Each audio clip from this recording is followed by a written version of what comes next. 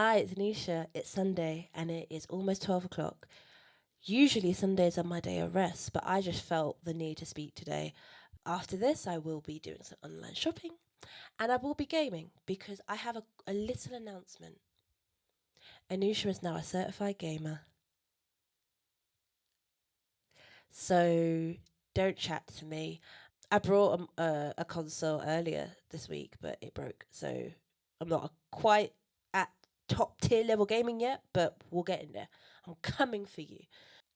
This is a very quick video because I wanted to talk about the landscape of censorship on the internet very quickly, and I wanted to just offer some hope to people, but also just some quick education and sort of marrying certain ideas together, because even though they seem quite separate, they are all collectively related to each other.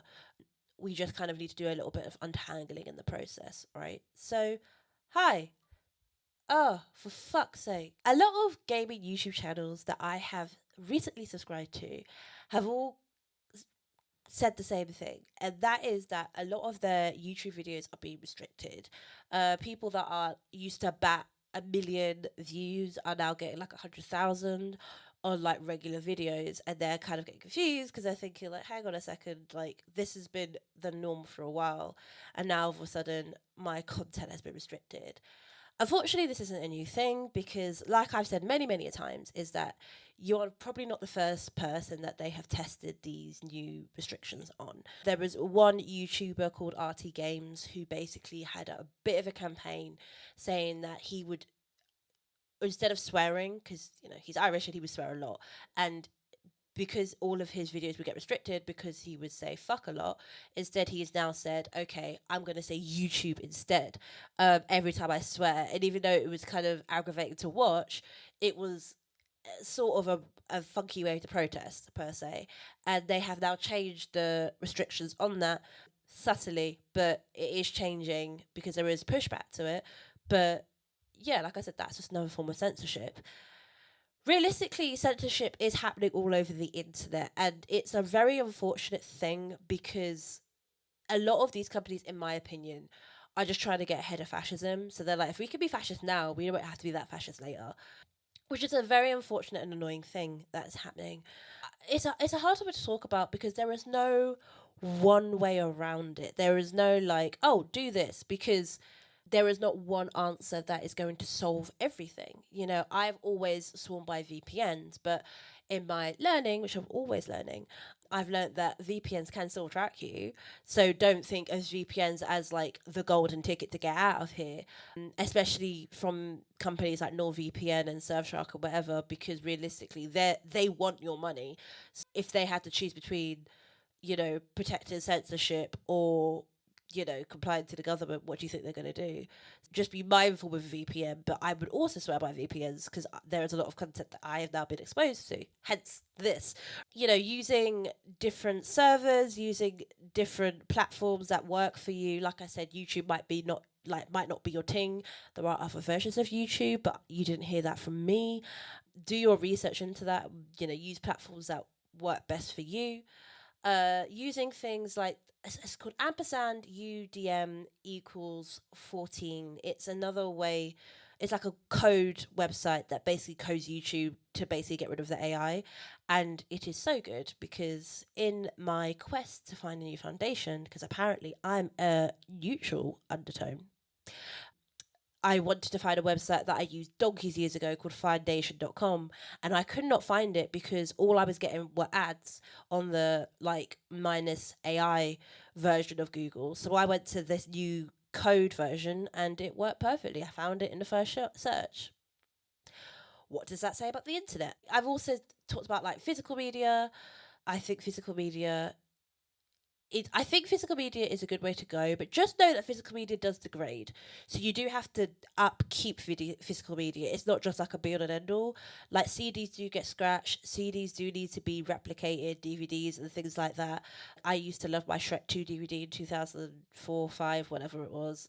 It's probably very scratched up by now. Might need a new one. Things like that. Same with hard drives. I have just had a hard drive shit out on me. So again, like I said, you might need to upkeep that a little bit. Same with USBs, things like that. But I think they're a good way to go, especially when it comes to art, music, whatever. I think some artists are subtly telling you to rip their music. One of them, and this is my tinfoil hat theory, so don't come for me if I'm wrong, but Clips, for example, I cannot find a physical fucking album of the new Clips record, but I can buy it online digitally, and they're like, do what you want with it because it's now yours. We shall see. But like I said, there's not one solution. And I think that keeping that in mind, I actually think that's a good thing because it helps us navigate the internet as it is today. I mean, and I think this is the example, and this was sort of the inspiration for this video, is like, look at Nepal, who not only voted their new government through Discord, but also were communicating to us what was going on through what we call Gen Z, Gen Alpha trends, right? A lot of people were like, whoa, this is kind of disconcerting. This is kind of hard to pass through. But realistically, their version of online organizing helped us learn what was going on, but it helped them outrun a government that was essentially shitting on them. Go to them for more information about what's going on there, but you get what I'm saying here. Like, this is supposed to be a very, very short video. It's kind of hard to do that and be like, so, like, anti-government, anti-establishment, TikTok friends, gotta say that in a sentence. That's kind of hard to do. And again, I want to say is I don't have the answers. I am not answer person. But what I will say is a starting point is untangle how you feel about the internet, right? The internet is a tool, and I think when people say the internet, what they are subconsciously saying is they have to say for the people on the internet, right? I think sometimes that blurs and sort of muddies the waters of how they do their work, organizing, whatever. What I mean by that is that, like, there has been this trend of people every 3 to 5 business days talking about, oh, COVID conscious people are all moany and they don't do anything. They just complain on the internet. They're not real organizers. Right. So COVID conscious is not just one group of people. Also, a lot of these people are disabled. And so are you saying disabled people should just shut up and, like, perish? And then suddenly they'll be like, I'm not talking about you, I'm talking about those lot. Then what? Do you know what I mean? Like, I think it's one of those things that a lot of people like to tar people with the same brush. What it ends up doing is that it ostracizes a bunch of people and isolates a bunch of people who are crying out for help. We kind of all are the same. Do you know what I mean? Like, you can't just say one thing and then mean another. You have to look at the people on the internet as they are and, act accordingly. I know white people are ridiculous. White people are ridiculous people. I know. I've met many of them. But ultimately, I'm not going to tar everyone, like, this is not me defending white people. And what I'm saying is, I'm not going to tar all COVID conscious people with the same brush because ultimately, like, it's very nuanced. It's very different. Like, a quick example, I don't know what the fuck goes on in New York, but New York is a very strange place. I'm not going to cuss everybody out in New York, but there's a cohort of you that are very peculiar. But I think people in New York would agree with me. But then it's like, I can then go further and be like, well, that's because of real life gentrification. And the gentrification of New York has ultimately diluted a lot of organising that went on there. And it has sort of made New York into subsection. Do you see what I'm saying? I can analyse the situation as is and look at it at face value rather than tarring people and say New York are all ridiculous people. Do you know what I mean? That was a very peculiar tangent. Let's come back to gaming very quickly. If you are a gamer like me, right, and you're a gamer, just know that the people that you call gooners, the adult content creators, are the people that are trying to save your games. Like I said, since installing a VPN, I have actually been exposed to more people than I ever really thought were on the internet. And a lot of these people are really looking into how payment processors are actively censoring games and content, just to avoid a lawsuit, just to get a bit more money, just for the sake of censorship, just for the sake of, like, whorephobia or whatever. And I think it would behoove the gamers who I suspect have sense, i.e., not the racists and the people that are using Clanker seriously. What the fuck is wrong with you lot? Anyway, I think your starting point would be untangling your misconceptions of people who play certain games, because what you've been told, like, oh, they're just the weird gamers, whatever, those people are trying to save you, right? And I'd even go a step further and say, like, you shouldn't be martyring or like expecting to be saved. Like, let's reframe that. Like, I'm literally doing some learning as I'm going.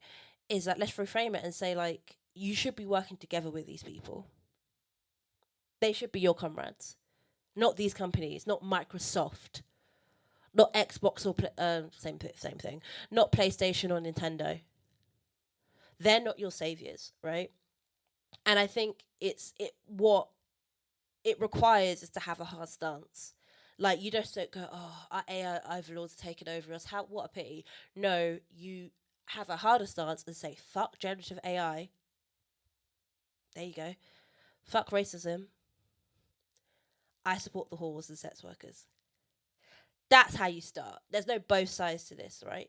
Because once you untangle that and once you get to that point, it's easy to not lose hope, because there's always someone that's fighting for the cause, right? Like I said, that random YouTuber who just said YouTube during his video brought the topic of censorship to the table, right? Even like I said, all the gooners and the adult creators, the content creators on the internet, yes, there's a myriad of them. Sure, some are better than others. Sure, like every fucking community, that there's always hierarchies and standards, whatever. There's weird people everywhere, but those people are fighting the good fight, right? And like I said, there's always somebody that is trying to do something. So don't lose hope, even though it is very hard not to, because like, we've got the universal credit bill slash act that's coming through, and that's going to be some bullshit. And I am going to talk my shit about that, but just use this video as a, hey, disabled people did try and warn you, and I think we could have done a lot more uh to combat that, and you shouldn't have just been left to the sick disabled people to do so. Anyway, tangent, bringing it back. Like I said, there's always someone fighting a good fight. There's always someone fighting a good fight. So you fight alongside them, and we will get to a point where we can win this fight over censorship. But it just means that you have to listen to people that you have been told are your enemy, and you have to listen to people who you have been told are a waste of time. No, it is always the companies. It is always the sympathizers. It's always the shills. It's never us, right?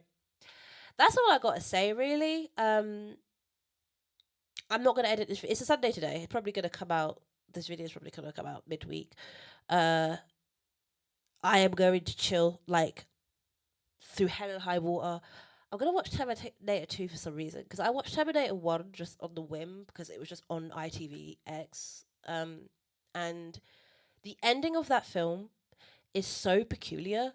And it's like, it's not the best film of all. It's a fine film. It's campy. It's a bit of a pew pew. There's not really much of a story to it. But then it ends. It's like, so the mum sleeps with her son's best friend who came back from the future, who who gets pregnant with said son. It's like a weird circle that doesn't make sense, and I don't think it's supposed to make sense. But my brain has been breaking for the past 2-3 weeks since I last watched this film.